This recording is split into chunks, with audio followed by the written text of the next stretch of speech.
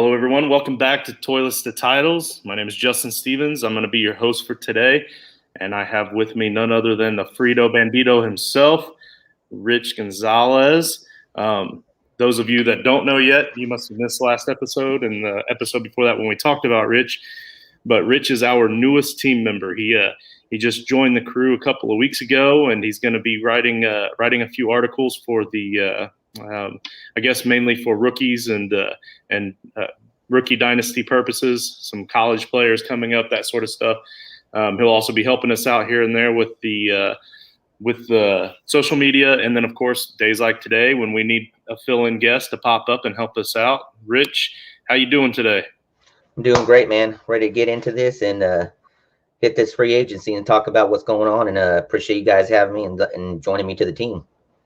Absolutely, man. It's been good to have you so far. You've been an amazing addition, and it's gonna kind of suck not seeing your comments on the right hand side here that pop up because for those of you that don't know, Rich is a longtime listener. He's been with us since the beginning. He's always chiming in, and but yeah. So real quick, I want to knock out all of the housekeeping type stuff. This is episode 48. We're going to be talking about all the free agent moves, where have all the free agents gone, and how this affects their teams, both the teams they're leaving and the teams that they're joining, or in some cases re-signing with. You can catch us the show at Toilets to Titles on Twitter. Our host, Coach Sheps, he's feeling under the weather this week, and so are really his whole family. So he's just kind of at home and taking care of the kids and the wife and himself. So we'll see you back soon. As a matter of fact, we'll see you next week. Just a heads up, I will not be on next week. I'm going to be on the road at the time that we start recording next week. So I might be watching while we're driving down the road because I won't be driving. That's for sure. All right, make sure you're not driving now. You can catch me at JustinFF_, my co-host for today at RGonzalezRM. Our other co-host at Nate_Dirt19, who is also at home taking care of a sick wife today, and which means by default he's taking care of the baby this morning. So good luck with that, Nate. And as a matter of fact, for the rest of the guys, I'm not going to scroll them across. Down here at the bottom on the scroll, you'll see everybody's Twitter handles and all their information. And I actually need to update this real quick with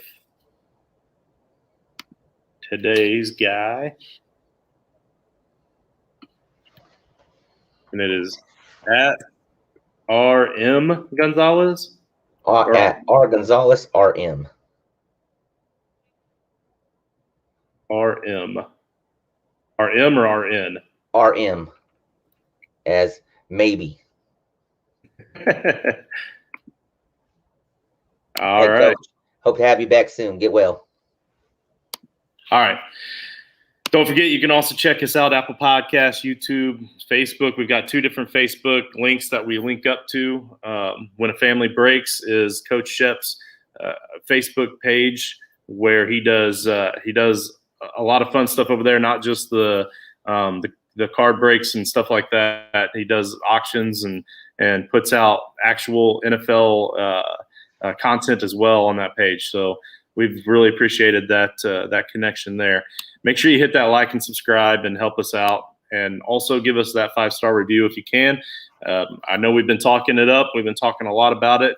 Rich, you were actually a part of our Frankenstank League, and that's something we've been talking up a lot. But these 5-star reviews, guys, this is where we're going to find our listeners first, and they're going to get the first invites to join the Listeners League. So real quick, before we jump into the show, I do want to talk about our sponsor with Primetime Sports Talk.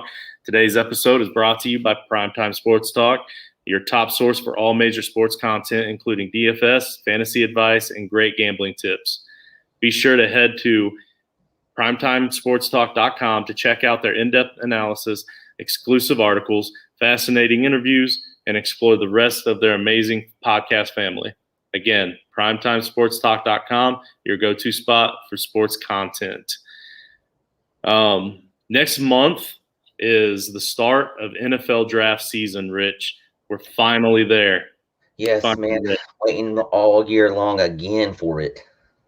Yeah, and some guys like Coach Sheps actually look forward. It seems like they look more forward to now, this season, the draft season, the free agency. They look more forward to that time of the year than they do like kickoff of week one. How do you feel about it? Is that you as well, or are you more of the NFL guy? No, man, it's like, you get to your NFL season and everything, and it's like this whole time frame after leading up to the draft and everything, free agency, it's like soap operas for us, It's just like seeing all this info coming in and just building up, and like, you're already starting looking at your teams that you have, and just, man, how am I going to get this person as a draft comes up and everything? You're just hoping these players go to the right spot that they could fit into your team and stuff like that. And it just makes fantasy football just in general all season long, man. I mean, all year long kind of sport and everything. So I love it. Yep, draftmas day is coming. Absolutely. I love it. We do have a couple big trades that we want to talk about. First off, this kind of, it didn't blow my mind. Like, you could kind of see something like this maybe happening. I guess maybe the timing, I thought something like this might happen a little closer to the NFL draft. But with all of those picks that the Dolphins have, we kind of figured they were going to use some of that for leverage to make some moves, and they did, man. It's like they're playing dynasty football out there, dynasty fantasy football, I should say. But yeah, you would have thought that this would happen on NFL draft day. This is when you start right. seeing those things come up, and you see, okay, well, a trade has happened and everything. So, but man, it's just like a month beforehand. It's just, that's what's kind of extraordinary about it. Right. And for those of you that don't know, the Dolphins gave up the 103 for this year's draft, third overall pick, and they traded them to the 49ers, who very clearly, in my mind, this means that the Niners are not as confident in Jimmy G as they have always claimed that they were. But the Niners gave up the 112, a first and third for next season, and a first for 2023. So they gave up essentially 3 firsts and a third to move up 9 spots. Yep. That means they're trying. They're definitely, you're not doing the trade like this unless you're doing it to get your quarterback. You know what I mean? Yeah, think of the timing too. Right after Zach Wilson had his pro day and shows some amazing talent out there on that field. Right. Yeah, they're definitely going after quarterback, and you got to believe that they know what and obviously we know where Trevor Lawrence is going. We know what the top team is doing. We know what the second team should do. So they got to feel like they know what's going on with the draft to make a move this bold. But also on the flip side, the Dolphins then took that 112. They flipped that with the pick 123 overall, and their 2022 first. So they just got another 2022 first from the Niners, and so they take their 2022 first, their 112, and the pick 123 overall, and send that over to the Eagles to bump up, back up 6 more spots, back to the 106, and got the pick 156. So in other words, they moved back much later in the draft, like round, 4 or 5. I didn't really do the math on this, but so they moved back 33 picks, like late in the draft, and they move up 6 picks in the first round and give up a 2022 first. But mind you, they've got all these first round picks. They can afford that jump. So they're jumping back up from the 112 to 106. So in my mind, what that's telling me is the Dolphins already have a good idea of who they want, and they felt strongly that player was going to be there at that 106 spot. So they really didn't need to stick around at the 103. Does that make sense? Yeah, it does. It does. It just kind of fortitudes the fact that, all this talk about Tua and everything. Look, if they're willing to drop back, they're comfortable with him. And to think about this, all these picks came from that trade of Laramie Tunsil. You break that down and everything, they got 6 first-round draft picks for the next 3 years, not to mention the multiple draft picks that they're going to have in the second and third round. Yep, absolutely. So the real key here is, if you want to succeed in the draft in the NFL, just find O'Brien and try to make some trades with him if he's still got a job around. So I'm telling you, man, that Coach Flores, man, is set up for success. Yeah, he is. So just to recap the whole thing. So this is essentially what happened between the two trades. The Dolphins moved back 3 spots in the first round, and they gain a 2023 first and a 2022 third by making the move. That's essentially what happened by moving back 3 spots to get the guy that they already know that they want to get anyway. Like, they're doing a great job. They're killing it. But all right, so just to jump right into it here, there are 32 teams here. I don't know that we're going to get to all 32. I don't know that we're going to get to every player. At the very least, we're going to try to hit all the major points here.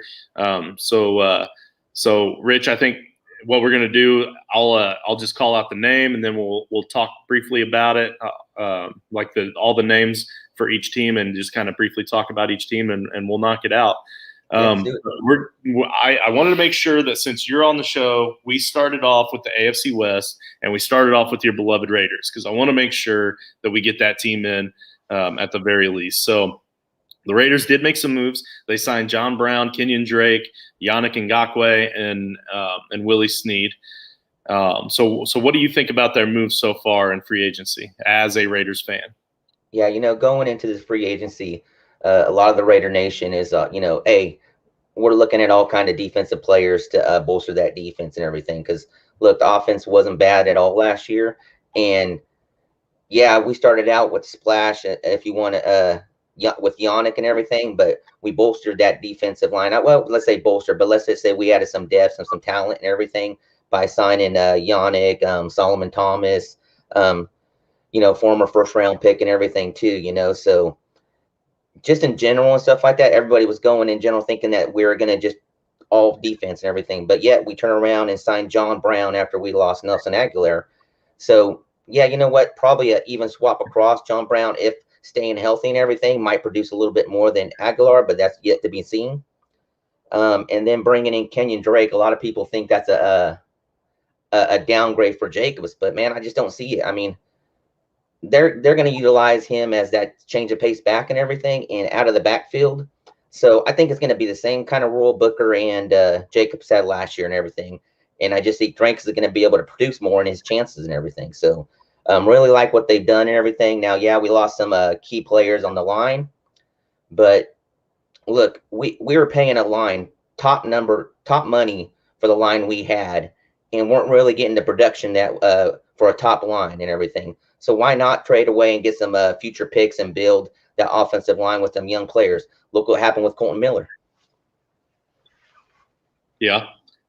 So that kind of just right there, you just answered live from the Ben's question, because he wanted to know. Well, part of his question though that we didn't quite get to is he wants to know if Carr can function now that his O-line has been stripped down to the bones. And then why did they trade a stud O-lineman like Hudson to sign backup running backs and vet wide receivers? Yeah, just like I said, hey, we had these big players like Trent Brown and everything and stuff. And, as big as they are in the power game we had and everything, we were doing a lot of outside zone and everything. And to me, when I look at a zone schemes and everything, you want to have agile, quick players and everything to help in those zone blocking schemes and everything. And to me, if you get some more younger and agile players and everything, I mean, that suits well for Jacobs and Drake and stuff like that, because they're both great zone read kind of players and stuff like that, and break those when they see that hole, man, just shoot up it and just do what they can. Yeah, and for what it's worth, and Yannick Ngakoue is one of my favorite players in the NFL, not just from a talent standpoint, but I follow him on Twitter. He's a great follow, and he just seems like a solid, down-to-earth dude. So, but I am curious, obviously we know Darren Waller is the wide receiver 1 on that team, but who's the wide receiver 1 on that team now? Yeah, you know what? If John Brown comes in and stays healthy, look, he's going to be that veteran leadership that we have on the team. But look, we got a young core and everything. And look, I'm gonna read you a stat, and you tell me what you think on this, okay? If I would have told you rookie receiver, 38 receptions, 446 yards, and 3 touchdowns, what kind of player are you what you thinking that is? I mean, I'm thinking that's a nice little. I think it's a decent start for a rookie player. I think maybe that's a player that had a couple injuries maybe or missed a couple of games. or maybe it's a slot receiver that's more of a first down guy that just happened to get in the end zone a few times. Okay, what if I told you that was Devontae Adams, his rookie year? Okay. Yeah, I can believe that. They had Jordy Nelson there. They had a lot of receiving options, and so I could see that for sure. But who are you talking about? Or Well, I mean, who are you trying to compare him to? I'm just throwing out those stats and everything. Right. Everybody say, "Oh, our rookie receivers didn't produce and everything." You got to think no off season and everything and stuff like that. So we got to give these guys opportunity. I honestly believe Brian Edwards is going to turn into that guy. I love Ruggs too and stuff like that, but to me, Edwards is the key.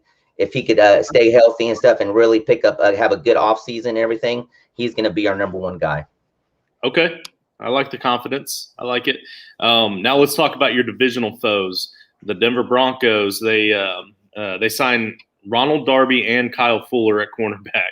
So they're bolstering that secondary, and Kareem Jackson is coming back as strong safety. And then they also signed Mike Boone. They lost Philip Lindsay. They bring in Mike Boone.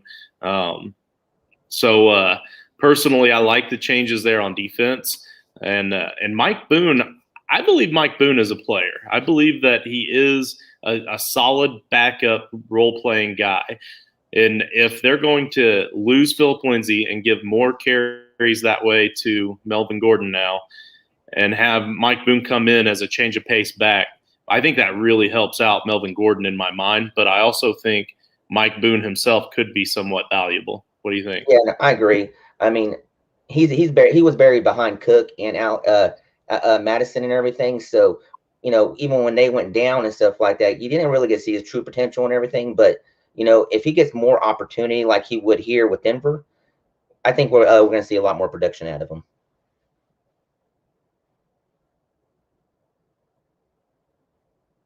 Hey, just can't hear you. Now we've got Kansas City. Sorry about that. Kansas City lost Sammy Watkins and Damian Williams, and they re-signed several of their own free agents. So, they didn't really lose anybody major, I don't think. I've never been really huge on Sammy Watkins or Damian, but I do think that both of them are still players. Both of them still have a chance, and we'll talk about their landing spots in a minute. But as far as the Chiefs themselves go, they're working from in-house. They're building from within. They're signing their own free agents, and they're not really going out and dipping their toe in the rest of the free agent market. So, what do you think of that? You say that and everything, but they did go after Juju. They tried to get him, and from what I'm hearing, they did try to go out after multiple receivers and everything. And it's kind of I don't know what that says when you're not able to sign some of those receivers that could have been big potential even in the offense you have already. Yeah. I mean, there's something to be said about that. I mean, if I'm Juju, I would have signed there in a heartbeat, especially knowing that they were going to pay more than the Steelers were going to pay. I mean, he's not the guy for the Steelers anymore, and not that he would be the guy for Kansas City, but I mean, you may as well go there for the money and the championship opportunities. You know what I'm saying? Exactly. So I don't get it at all, but it is what it is. I mean, maybe people just don't want to play in the Midwest. The LA Chargers, they signed Corey Linsley and Matt Fieler to help beef up that offensive line to protect Justin Herbert. And then they've got Jared Cook on a 1-year, $6 million deal. The reason I threw in the contract for this one is because it was intriguing to me because he's an older player, like 32 years old, 33 years old. Jared Cook I'm talking about. And they just lost Hunter Henry. They don't really have any great tight ends there, but I mean, they had some guys, they had some tight ends, and they still wanted to pay $6 million to bring Jared Cook in for 1 year. So thinking redraft, I'm kind of thinking Jared Cook has an opportunity to actually, be a player again, like he was a couple of years ago with Drew Brees when they connected. But what I'm really excited about are those two offensive linemen, Justin Herbert, to protect him. That's going to be well needed because as a Colts fan, seeing Andrew Luck get hurt constantly and see that ruin his career, and now we're still trying to recover from that. Like you don't want that to happen to your franchise quarterback. Yeah, no, and Herbert's a great quarterback and everything. They need to do everything to protect him and stuff like that for the future.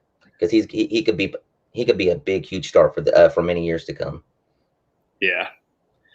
All right. You want to go ahead and talk about the Houston Texans first, real quick?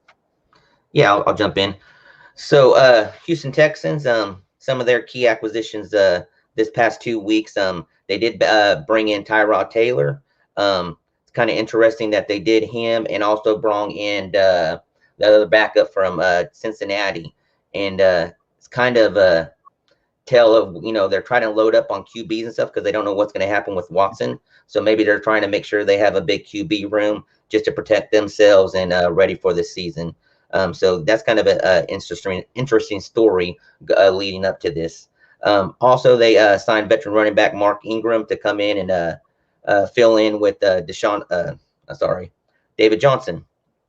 They also brought in Lindsey, so that, building up that running back room too and everything. So they also picked up Justin McGray, the guard, and signed a whole bunch of defensive players. They did lose J.J. Watt, so they do have to replace him and everything, but they had a pretty good defensive line and everything that, they have some young people on there. So that's where some of the moves that they made during the season so far. What do you think?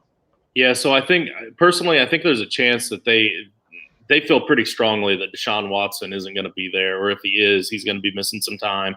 And I feel like they're trying to get back to that old school football mentality.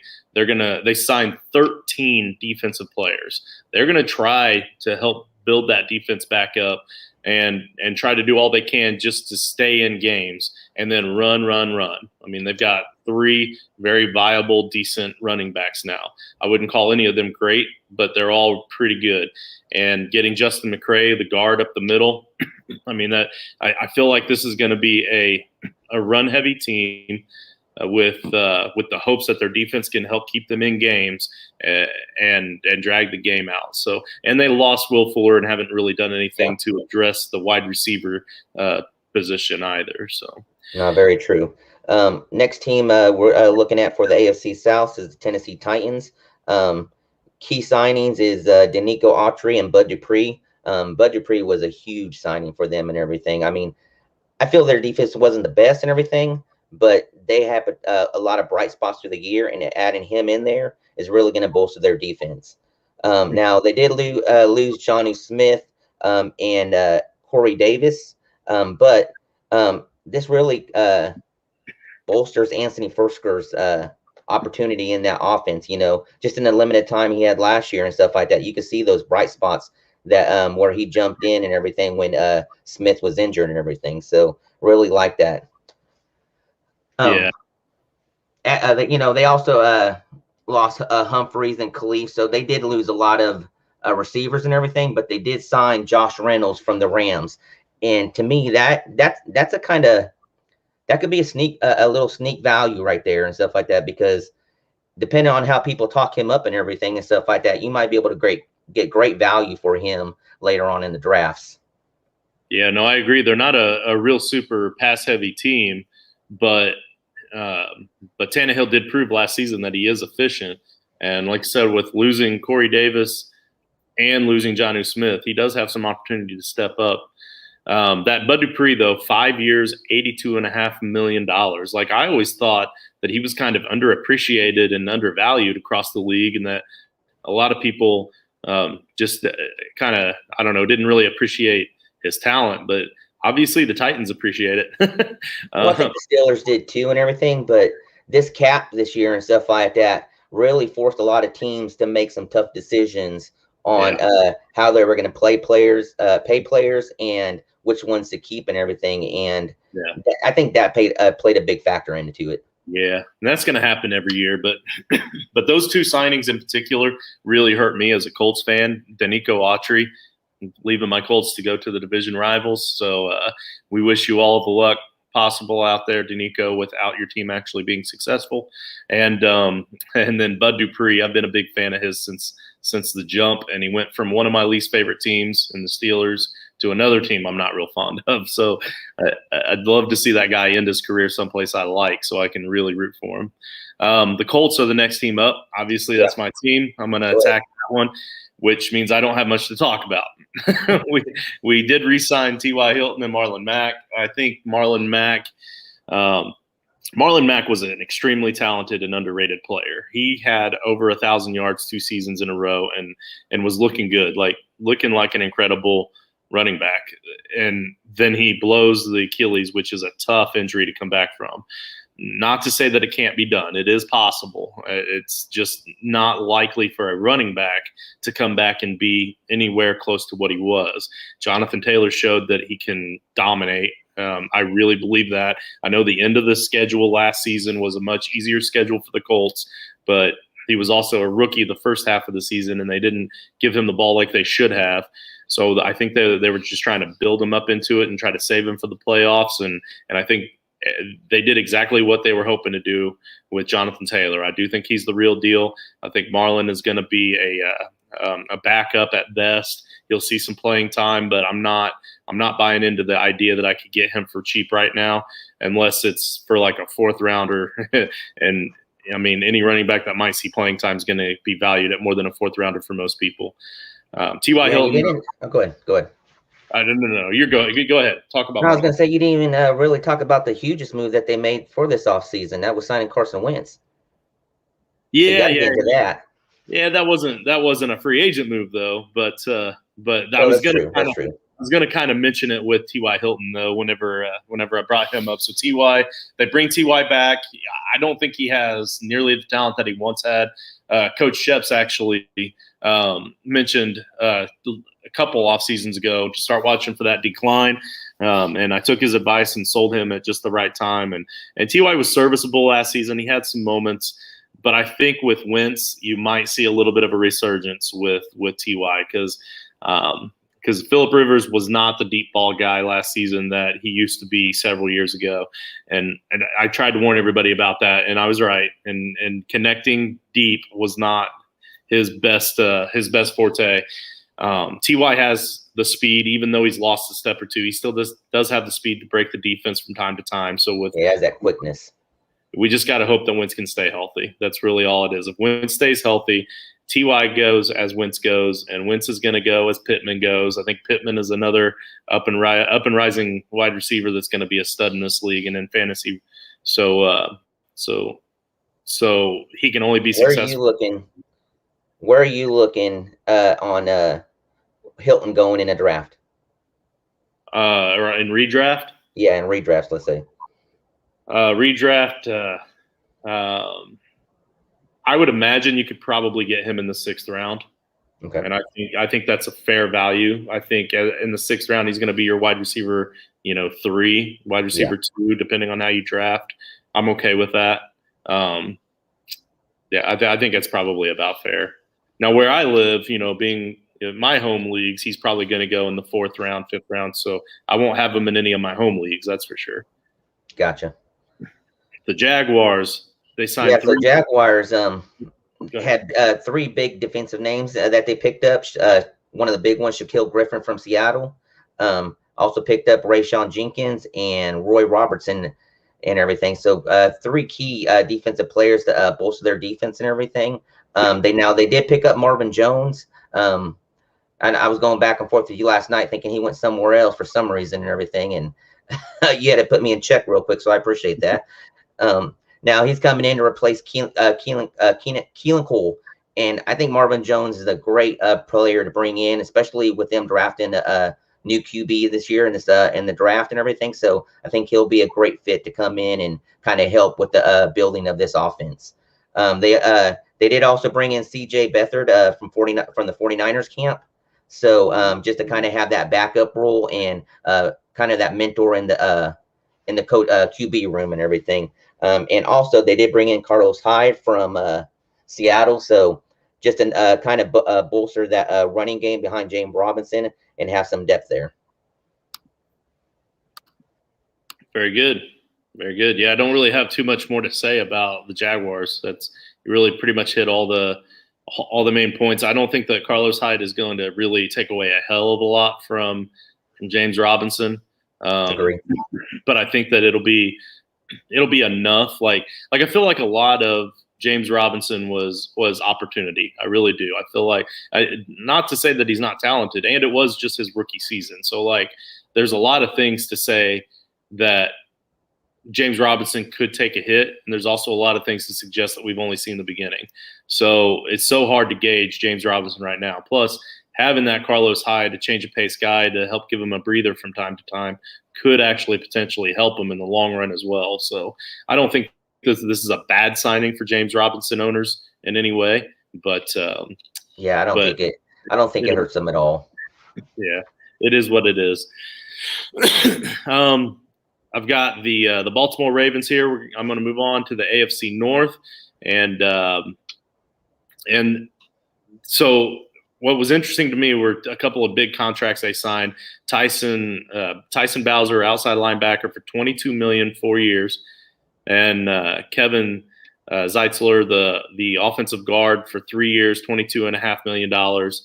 So those were interesting to me, just because it just kind of shows that they are spending a lot of money to try to build role players out there.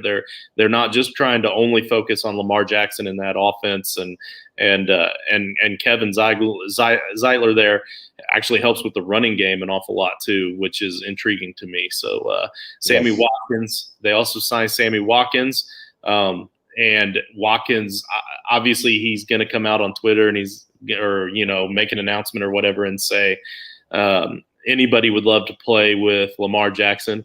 But my question to him is, if that's the case, why is nobody else wanting to play with Lamar Jackson? Like, they had plenty of opportunities to sign plenty of wide receivers and everybody turned them down. And then you're the one that's left, Sammy. Like, I feel bad. I feel bad for Lamar Jackson that he cannot get a solid wide receiving core out there. But Sammy Watkins isn't the answer either. I've never been a big Sammy fan. How do you feel about Sammy? Yeah, I'm not big on him either. I mean, I know Ben is live from the Ben. He posted down there he loves this Sammy Watkins signing and everything. So goodbye. And yeah, it's yet to see and everything. But just to back up what you're saying and everything, I do feel for Jackson and everything, due to the fact that our receiver's going to want to go to this team and stuff like that, because on the same token, they want to have production. And is Jackson going to be able to get them the ball enough and everything? Because this is a run dominant team and everything. And this is something that's going to hurt the Jackson and the Baltimore going forward until they're able to get that one stud in there that people are just truly talking about. Yeah, and Ben also mentioned something. And when we say Ben, we're talking about @Live from the Ben, by the way. Check him out on Twitter. He's one of our writers of the show. But talking about Ben, he said that the Colts were dumb for not signing Sammy Watkins. But I got to tell you, a healthy Paris Campbell, in my mind, is better than Sammy Watkins. Sammy's going to give you 2-4 games that are really good, and 2 to 4 games where you wish he wasn't on the field, 2 to 4 games where he's not going to be on the field. There's way too much inconsistency with that, man. You can't build a game plan with Sammy Watkins as a key role. Now, Paris Campbell, you can. And I understand, I know I just talked about his injury, but Paris Campbell went down early last season. He went down early the year before that.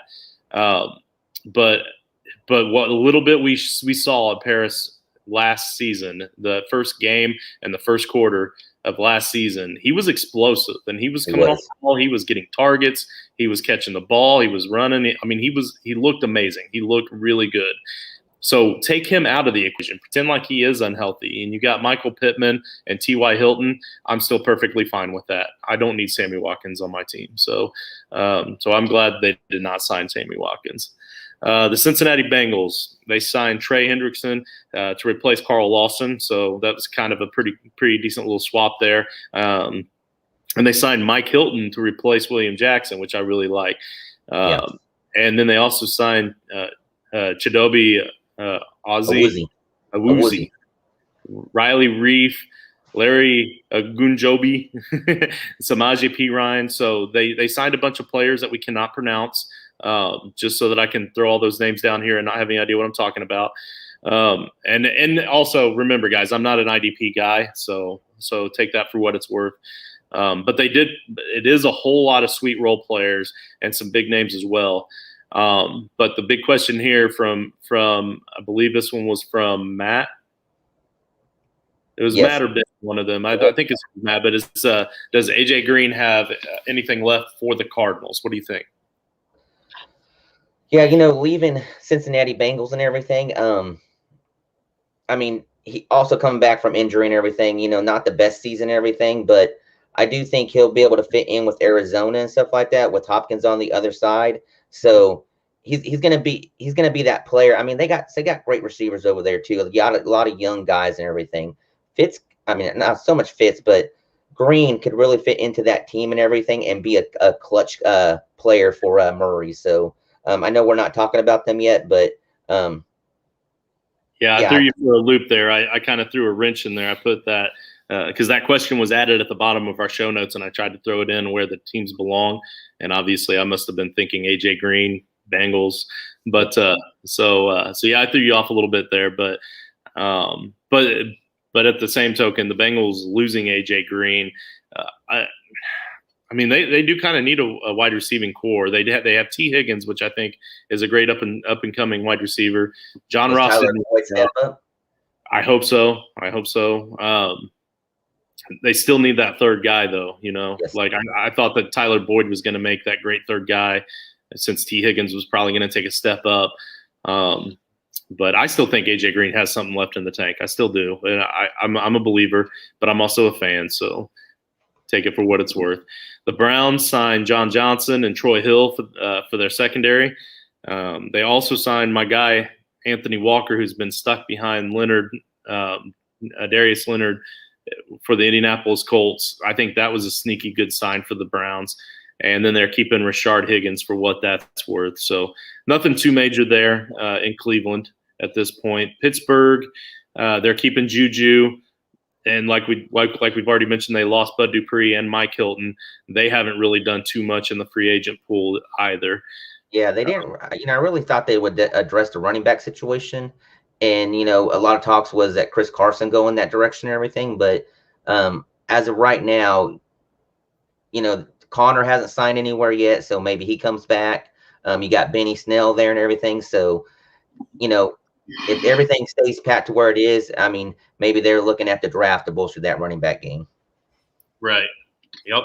Now, one team that has done an awful lot in free agency. Yes. So I've got the sun is moving right along with me here, but the New England Patriots, they've done a lot in free agency, and they don't always do this, but they did sign Matt Judon. They signed Hunter Henry and Jonnu Smith, James White, Joe Tunney, the guard, on a 5-year, $8 million deal, which is interesting. And I've got some theories on some of these particular signings.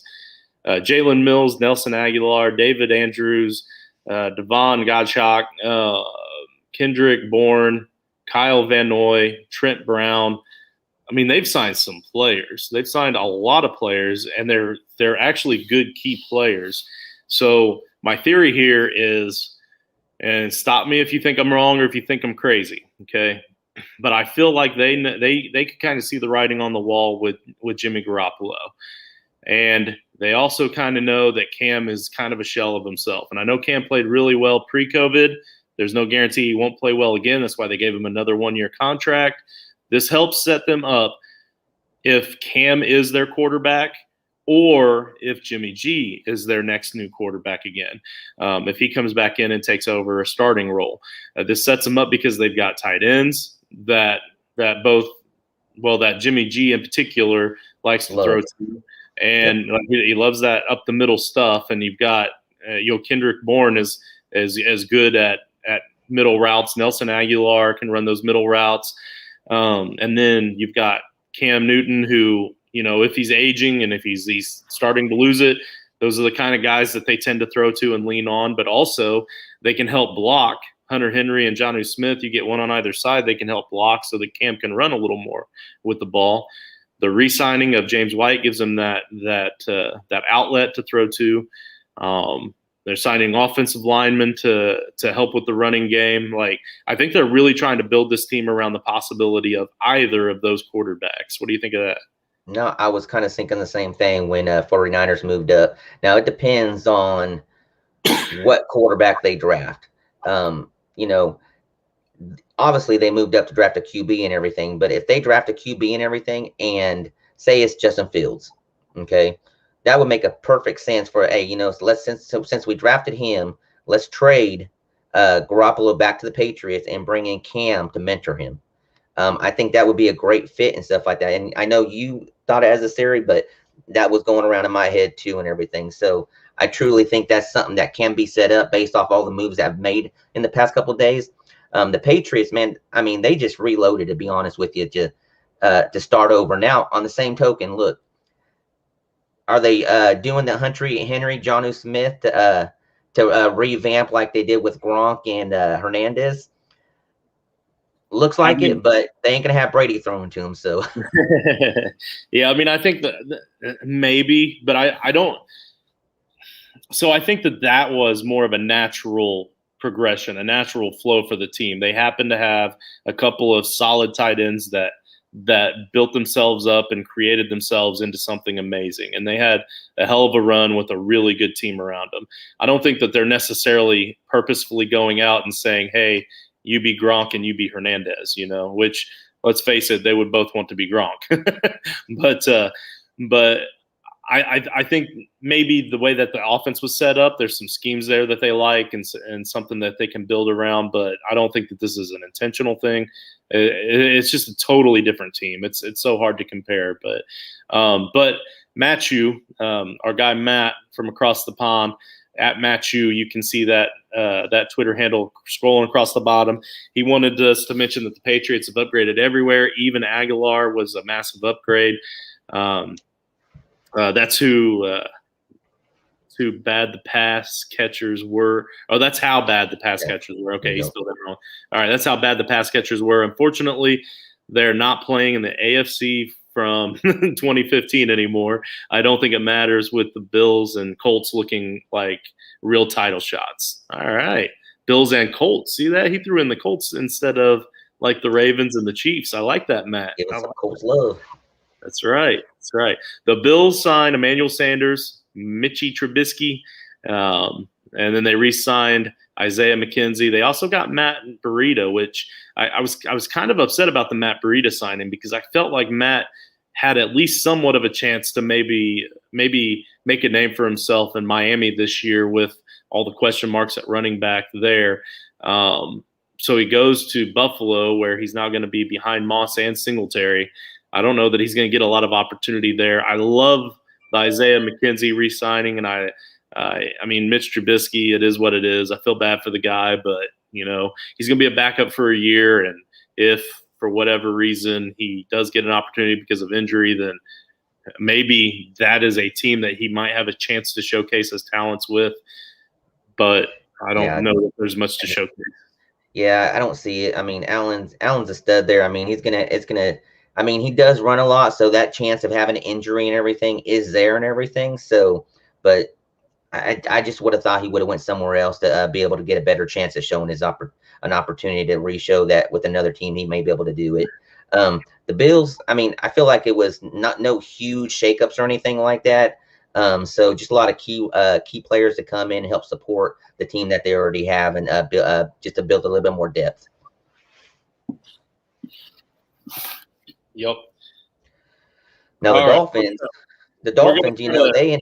We're going to try to speed this up just a little bit. We're like almost 15 minutes in, and we haven't even hit the NFC yet. So we're going to just kind of speed through some of these and talk about the main guys. But the Miami Dolphins have signed Will Fuller, Jacoby Brissett, and Malcolm Brown. So Malcolm Brown kind of takes over that Matt Breida theory that I had, except I think Malcolm might even be a little better. So he might really be able to step up there. Jacoby is going to be a backup there, unfortunately. And then, but I love the Will Fuller signing. I think that this will help prove that Tua does have a deep ball. What do you think? No, I like all the signings and everything. I really like the Malcolm Brown signing and everything, just to kind of help that running game there. I mean, they had some good young players there and everything, but he's another good player that will step in, and I think will do a better role than what Breida did when he was there. So Will Fuller, if he could go in there and just show him that 1 year wonder and stuff like that, could set him up success for a huge contract. Yeah. Corey Davis cashes in on one amazing year. Well, amazing by his standards. He gets 3 years, $37.5 million for the Jets, along with Carl Lawson. They signed the Jets signed Carl Lawson. I think that Corey Davis having a new quarterback with the Jets is going to help. But congratulations, Corey Davis. Unfortunately, you went to the Jets, but you did deserve your money there. So the NFC, we're at the NFC West. We got the Arizona Cardinals. We already talked about AJ Green. Don't need to dip into that. Malcolm Brown, JJ Watt helped that defense out. I hope JJ can stay healthy. I hope he ends his career on a good note. He definitely deserves it. And that's coming from a Colts fan. Like I appreciate JJ for everything that he's done for charities and for the league and everything else. So, and Andy's a good follow. And he's a great dude. Great dude. What about the Rams? You want to bring up the Rams? So the Rams signed key signings with Deshaun Jackson. Obviously in his later years and everything, but brings in some depth and everything. And I think this was more of a move to him get back on the West Coast and everything. That's where he truly from and everything. Then they lost 9 of their own free agents and signed 0 of their own thus far. So they're still kind of not making a lot of moves. So we really don't have to spend a lot of time there. What's your thoughts on Jackson? Yeah, I think Jackson is only there because of their salary cap issues. They lost Josh Reynolds. That offense is built to have 3 guys. They need Deshaun Jackson to stay healthy, and they need him to stay fast, and they need him to stay young. And I'm not sure that any of those 3 things are going to be able to happen. But they got him for cheap enough that it's worth a shot, and they couldn't afford much more. So exactly, that's pretty much where I lie there. San Francisco. They signed Trent Williams, 6 years, $138 million. Go get yours, big boy. Congratulations. And then they signed Alex Mack. Not really much else going on there other than the big trade. Obviously, they're looking to build through the draft a little bit here. I'm excited to see what quarterback goes there for Ayuk and Debo, and I think that could be a real exciting offense with a little bit more competent quarterback. Seattle signed 3 defensive ends with a combined age of 92 years old. I just thought that was amazing when I was looking through the free agent signings. Carlos Dunlap is 32. Kerry Hyder and Benson Mayowa are both 30 years. Yeah, they're both 30 years old. I just thought that was hilarious. But I mean, Seattle's defense isn't what it was, and they could always use that help there. But the big signing here, obviously, is Chris Carson, 2 years, $10.5 million. So they get Chris Carson back. Not much is going to change in that offense. If anything, they're only going to continue to get better as they're all still together for another. They did bring in Gabe Jackson from the Raiders. That was a trade that was made during the free agency. So that's the one thing that they really need to improve on is the offensive line to help Carson and Russell. And what did the Raiders get out of that deal? On that one, I want to say it was a 5th round pick. Oh, okay. All right. So that might have been a cap issue or who knows what. All right. NFC South. You want to hop on to Atlanta here? Yeah. So Atlanta Falcons, notables. They did lose Alex Mack and Justin McCray. Both left. They did pick up Mike Davis. I really like this signing for them and everything. I'm assuming Gurley's still there under contract and everything. Is that true? I can look it up real quick while you're talking. Yeah, I think like I said, I think Mike Davis is the key role for them and stuff like that. I think he'll produce and everything. I mean, he showed in Carolina when McCaffrey went down, when given the opportunity and everything, he can produce for this team. And if they could bolster the line with another offensive pick with their 1st round pick and stuff like that, they're just building up and setting up for next year to maybe go after that rookie QB for next year. Live from the Ben, he said, is Mike Davis within Atlanta? Are you buying or selling? Personally, I'm buying. I'm buying because Todd Gurley, that last 4 games, he really killed fantasy owners, and I think it's just a sign of what's to come. So this says that his base salary for Todd Gurley is $3.5 million. It doesn't say. Yeah, he's an unrestricted free agent right now as we speak. So he's a free agent, and nobody's signing him. I haven't even heard word of him going anywhere for a visit or anything. So Yeah. So rip Todd Gurley, at least as a starter. You were good to us once. We love you. We'll miss you. But I'm definitely buying Mike Davis because I think he showed enough talent in Carolina. Now, the downside to buying Mike Davis, we just like we noticed, or we already gave a notice earlier that the Falcons have lost Alex Mack and Justin McCray. Their offensive line was already really bad. Like, that concerns me. That concerns me quite a bit. So they're going to have to really do something in the draft and work on that offensive line somehow. But even with that, I think you can fix an offensive line in a couple of years. Running backs may not have a couple of years, but Mike Davis is still a talented back, and I think you're going to get him cheap enough. I think he's going to be a running back that goes maybe in the 4th round. If you can get a starting running back in the 4th round as your RB3, which, by the way, that's how you need to draft and redraft. Your first 3 or 4 rounds should be running backs, or at least 3 of your first 4 rounds should be running backs, period, especially all those redraft 1 quarterback leagues you're in. Yes. And if you're not in any of those, then I'm just talking old school and I'm just some crotchety old man and you don't have to worry about it. But that's where I come from.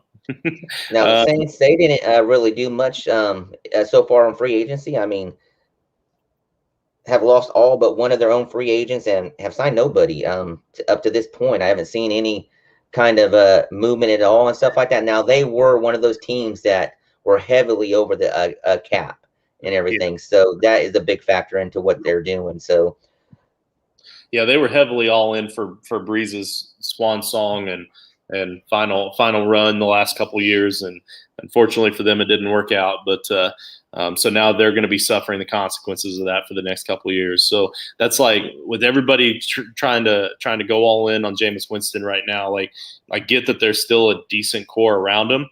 You got Kamara and you got Michael Thomas, but there really isn't a lot of supporting roles that are being filled in that team all the way around him.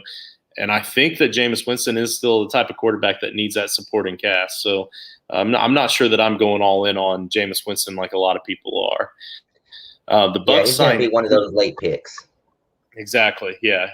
The Bucs signed 8 of their own 10 free agents, so they're kind of doing a little bit more of what we've seen from the Patriots in the past. Of course, go figure. And they're signing from within.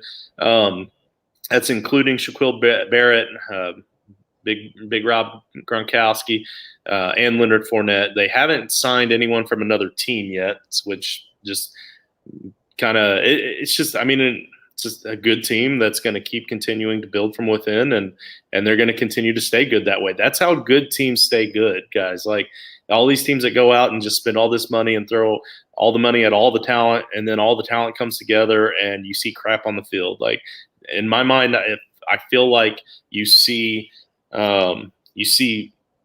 good teams remain good because they continue to build from within. You know, that's what Chris Ballard did with the Chiefs. That's what he's been doing with the Colts. That's why they finally started bouncing back from that Ryan Grigson debacle when he was the Colts GM. And I mean, that's what you're seeing in Tampa Bay right now. So they're going back to that old motto: if it ain't broke, don't fix it. Yep. The Panthers lost Mike Davis, and they also lost Curtis Samuel. So again, that's another big one in my mind. Mike Davis and Curtis Samuel. So they're both like Curtis Samuel wasn't necessarily the number 1 wide receiver, but he was a good wide receiver. He was solid anyway. Like nothing that really jumped out. But from an NFL standpoint, he really helped that team. Same with Mike Davis. When he was called upon, when he was needed, he was there. So they're losing some key players here, but they did sign a couple of offensive linemen to help bolster the O-line a bit. So maybe that'll help, but I don't know. Why don't you jump on into the NFC North? Yeah, so with the Minnesota Vikings, they did sign Patrick Peterson and Davlin Thomas to help with that defense. have lost a lot of their own major free agents and everything. Besides that, they really haven't done anything as far as to improve anything. But their offense, I mean, if you sit there and think about it, you still got two great receivers. Justin Jefferson is a star in the making and everything after his rookie season. Now, yeah, they got Cousins and everything, but we're gonna have to, I think they're gonna build up to the draft. So not really going crazy in free agency. So not much there going on and everything. Any thoughts on that real quick before we jump to the next team? Nah, not really. Yeah. So next team we're going to be going into Chicago Bears. Now they did re-sign Robinson and stuff like that. So really thought they were going to go after Galladay to really strengthen that receiving core and everything. But with them signing Andy Dalton and everything, he's going to be that bridge QB. That's what they're looking at right now. So obviously you got to think that they'll be looking at QBs in the draft. And they also did sign Damian Williams from Kansas City and everything after he opted out last year. So just to kind of go in there and help support Montgomery, like I said, not much going on there. You would have thought they would have been more active, but not really. I actually like the Damian Williams signing from a Chicago Bears standpoint. I don't really like it, obviously, from a fantasy standpoint, but as a team, I think that Damian Williams was a little bit underrated. I think he meant more to Kansas City than Kansas City would like to admit, and him being out last season really proved that. I think that he was starting to come into his own in the league. He's still pretty young by running back standards. He's not an old guy by any means, so I think he could come in and really spell Montgomery really well. So I kind of look forward to that tandem there, but I think I'm going to avoid it for fantasy purposes because you still have Cohen that's coming out of the backfield as well. So correct. The Detroit Lions, man, I don't know what to think of this team right now, man. I mean, you lose Galladay, you lose Marvin Jones and stuff, your receiving core. And then on top of that, you bring Jamal Williams in to help in the running game and stuff like that. But it's like, what really support does drew a blank on the QB that they just got. Jared Goff. There you go. He is a QB that needs tons of support around him to succeed and stuff like that, and it just doesn't seem like that's happening right now. But they did they did pick up some players. They gained Tyrell Williams, Brashad Perriman, and Khalif Raymond, all third-rated receivers, if you ask me. So great replacing Kenny Galladay and Jones. So don't worry, folks. They are still the Detroit Lions that we all know and love. Your thoughts? Let's see. The Packers, not really much to talk about there. Aaron Jones does re-sign. Obviously, that was the big news there, which kills guys like me who are A.J. Dillon truthers. And I'm glad that Williams is gone because at least he'll get more of an opportunity to show himself. But I kind of bought into him pretty heavy, thinking that they were okay with letting Aaron Jones go. And now I bought into him a little too heavy in a couple leagues. So now I have to wait a little bit longer, but it's all right. It's going to pay off in the end. I'm a patient dynasty player.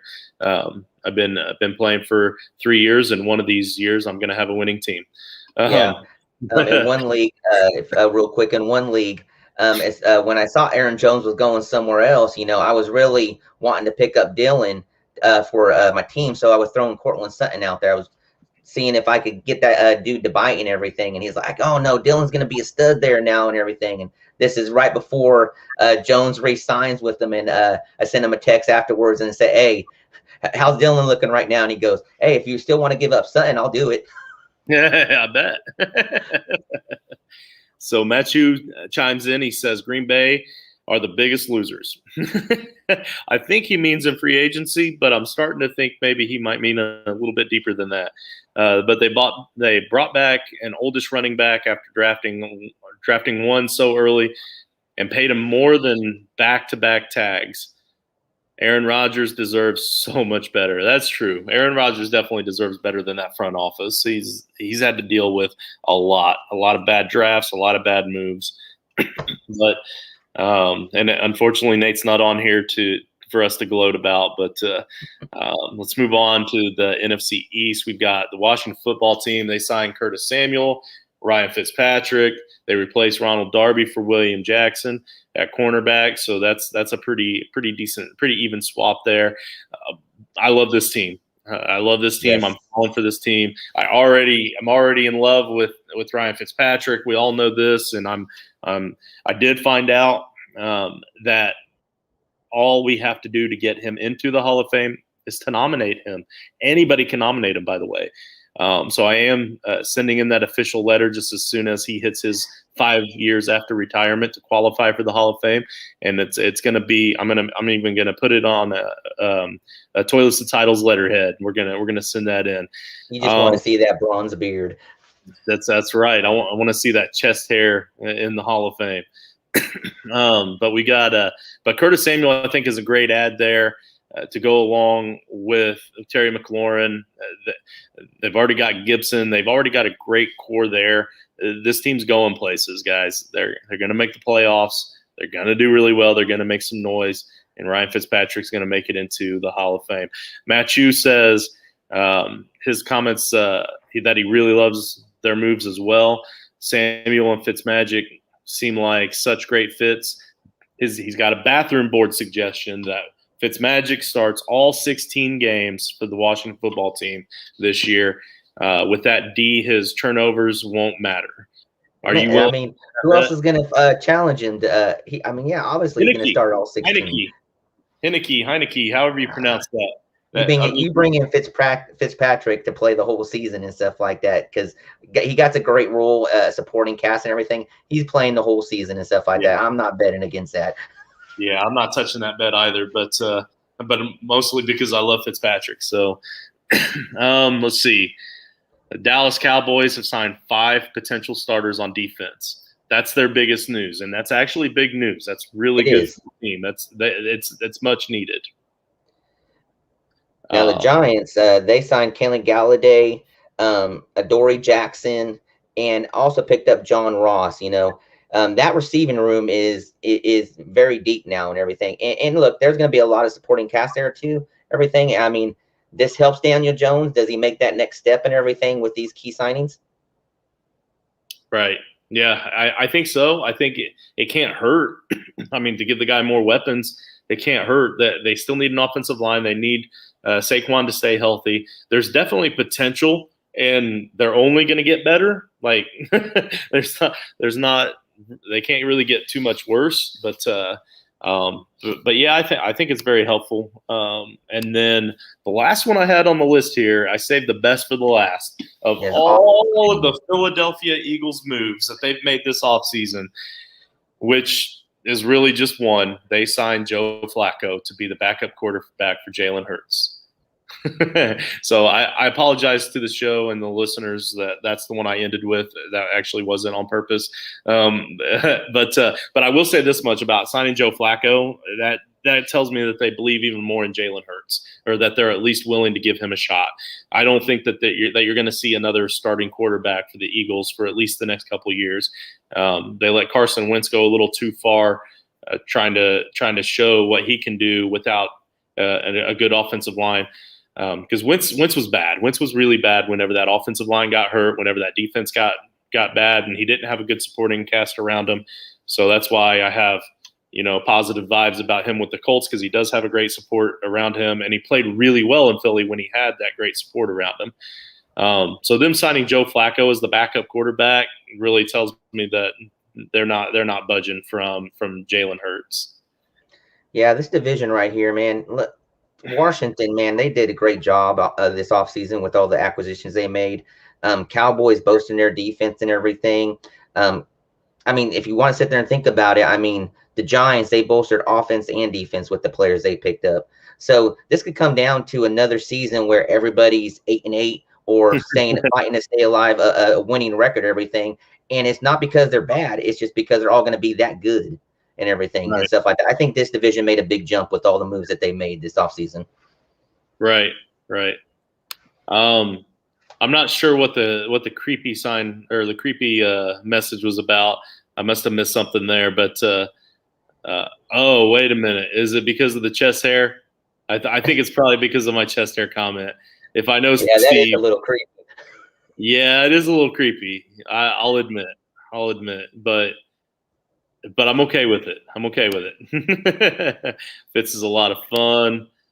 Is Jones good enough for those weapons? That's a good question, Steve. And I was right. I was As right. long as the turf monster doesn't get him, he'll be all right. I was right. It was the chest hair. Let's see. They should give Hurts a chance. Yeah, I agree.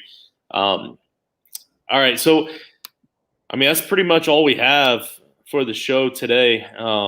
Again, we wish good health on the Toilets to Titles clan because we're missing so many guys today. So, so best wishes to all you guys. But this was episode 48, our free agent moves.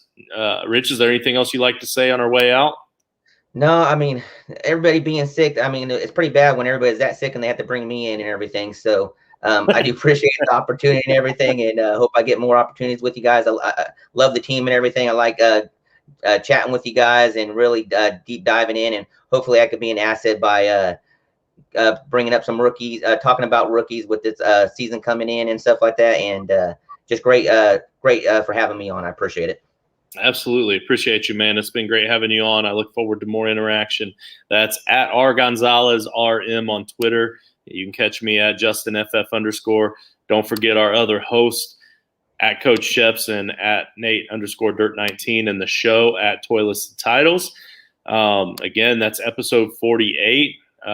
That's a wrap for the show, but I do want to remind you to make sure you hit that like and subscribe button down there by Rich's shoulder, right there, other side. Yep, down. I got to learn how to do this. Oh. Down. Yeah. Somewhere around in there, you're going to see a link to hit that subscribe button to help us out. Give us a 5-star review if you would. Don't forget those 5-star reviews are the ones that we choose for our Frankenstank League first. So we're doing all we can to bribe 5-star reviews out of you as best we can. And then don't forget to get flushed.